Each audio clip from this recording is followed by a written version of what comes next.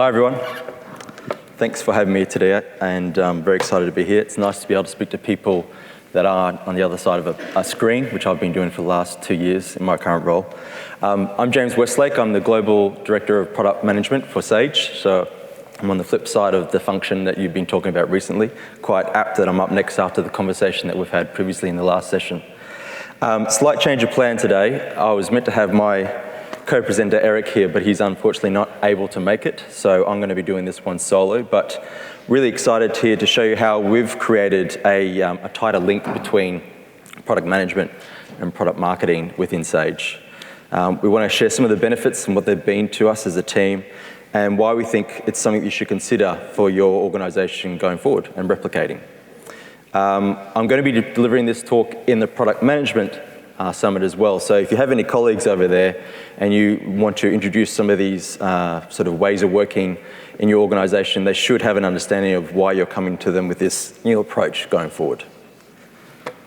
So I'm going to be going over a few things today. Introduction to myself, why you should improve the interlock between product management and product marketing management, what makes a good PM and PMM, the organisation structure that we have at Sage, and how you can supercharge that collaboration between the two functions and a way of working for success. So, me. I want to start off by introducing my journey, which has ultimately influenced how my role and how I manage my role within Sage going forward. I'm from Australia originally, as you can hear by the accent, but I live up in the north of England. Don't ask me why, but that's a long story. I live in a place called Hexham, and it's a lovely little village. Actually got voted the happiest village in the UK, so although I meet some people who aren't that happy, but anyway. I have worked in quite a few organisations through my over 2 decades of career. Big organisations such as Boeing and Bechtel. I've worked in finance sector of Santander. I've also worked for small startups like a Caspian, which is an AI company in the north of England that got recently acquired by NASDAQ. But my more recent role is in Sage, in product management. And what I've brought to that role is pretty much how I have adopted a lot of my previous roles, which have been in more program or project management roles, and how I brought that into product management and drawn some of those learnings that I've had in those roles into the role I have today. So, why improve the interlock between PM and PMM? It's going to make your job easier. That's pretty much the one statement I could say, that by doing this, it will make your role easier.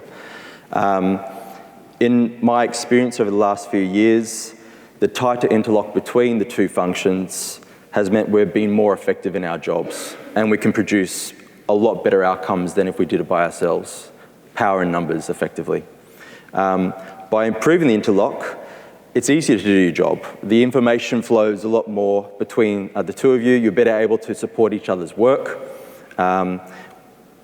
We also found that by having that tighter interlock, it's sort of made our jobs more fun. So we haven't had to solely focus on our role. We get to sort of understand the pains and the challenges you have in each other's role, and how you can support each other in delivering ultimately what is the same thing, which is success for your product. That's ultimately what we're here to do. We're here to have success of our product in market.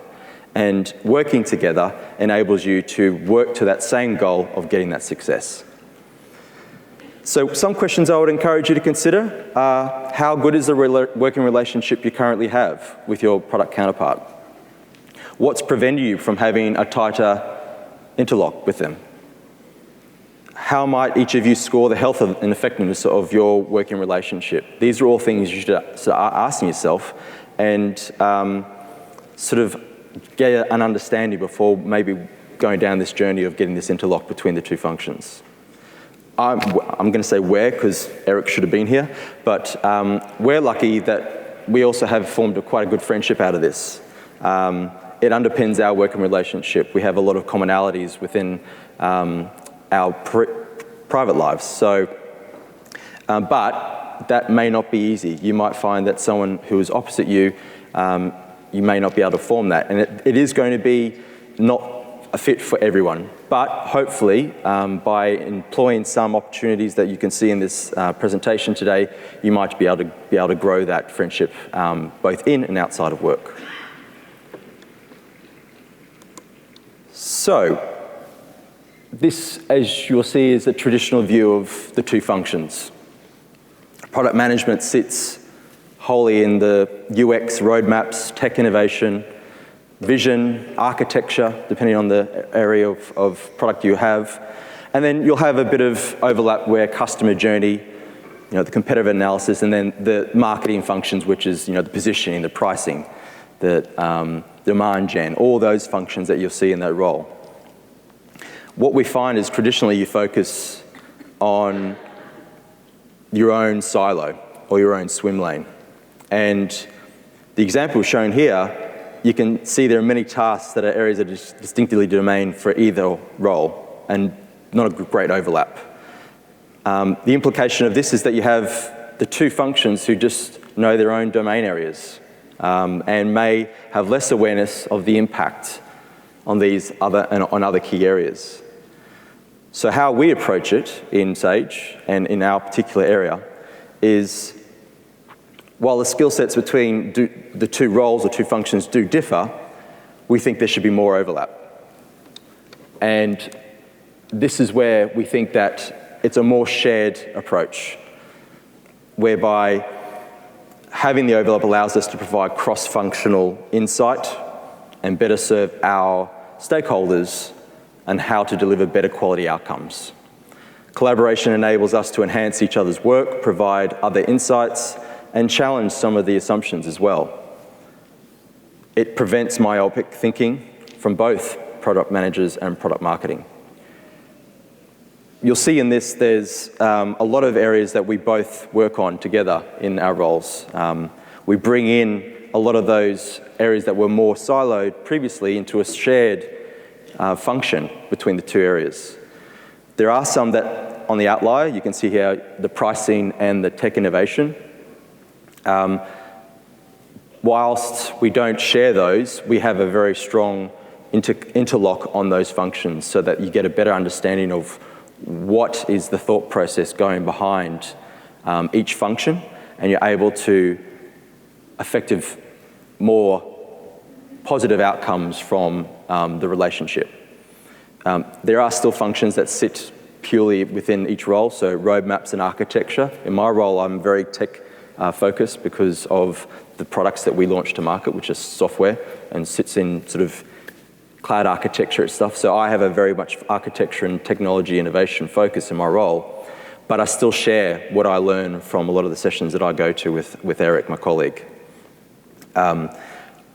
Same on his side. I don't go into sales copywriting or anything like that, but he shares that function with me. So I have an understanding of the challenges that he is sort of having to deal with day to day.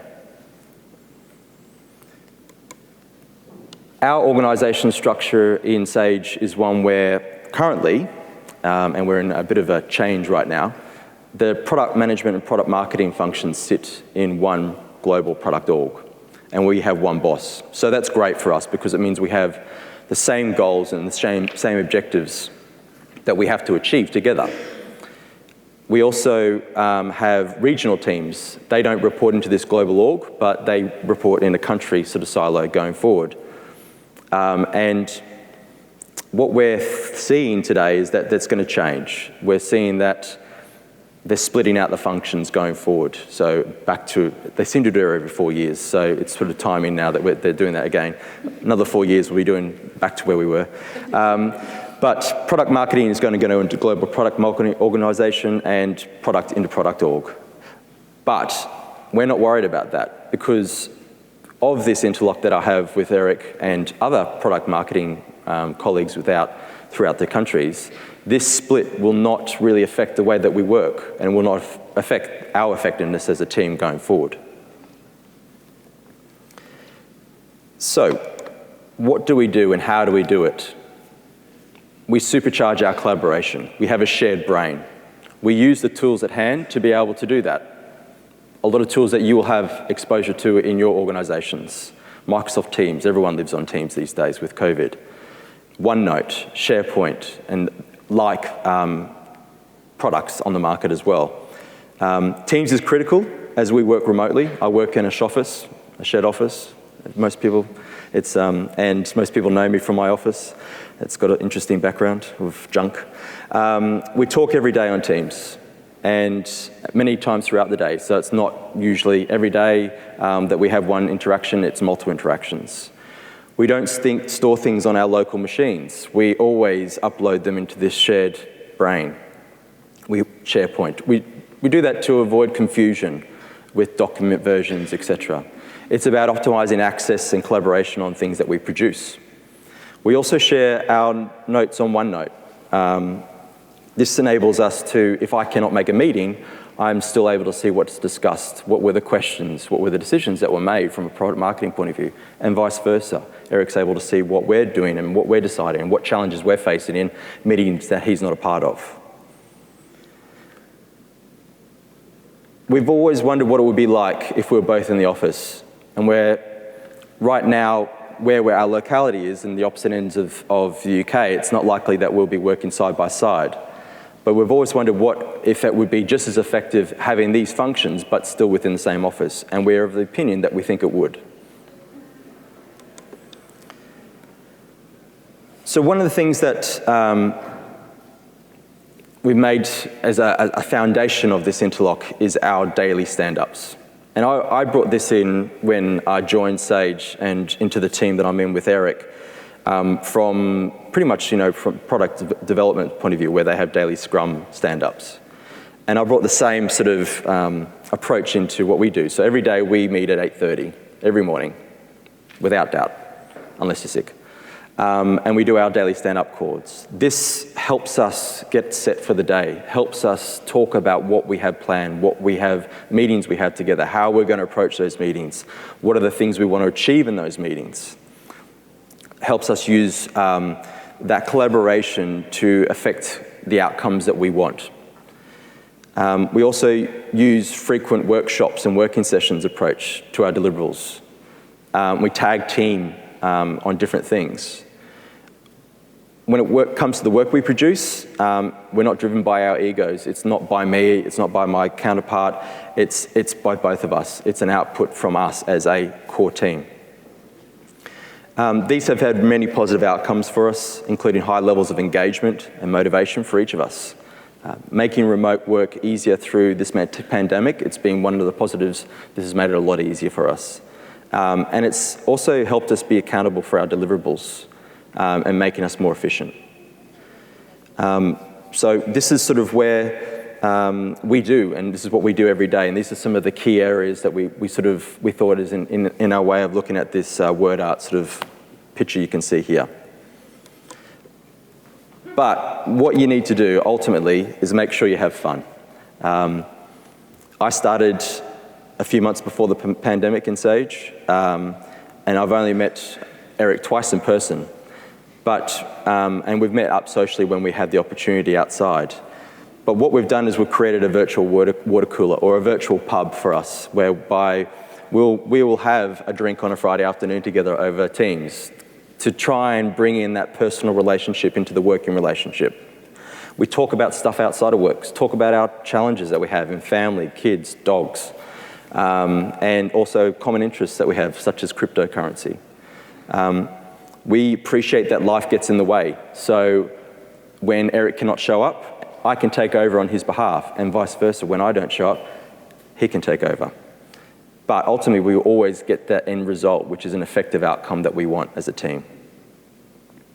When we work, we don't have a work persona. We have a persona. It's a personal, not a work. It's just our persona. It's just us working together to try and get to that end goal. And it makes it a lot more relaxed and fun as well, because you can have a joke, have a bit of fun, but still focus and get to where you need to do by the end of the week. This may not work for everyone, and if you have to work with a difficult personality in PM or PMM, try it, see what happens, see if you can break down those barriers. I can guarantee that if you do, you will absolutely be better in your role, and you will absolutely have better outcomes for your organization by bringing this approach. So that brings me to the end of my session. If there's any questions, I'm happy to answer any that you may have. If not, please grab me after the event, and I'm happy to talk further about what we do. But it's been a pleasure talking to you today, and I look forward to hearing from you. James, thank you very much. I never thought I'd see slapping the bass on a professional deck. Again, I never thought I'd see references to that film, like slapping the bass.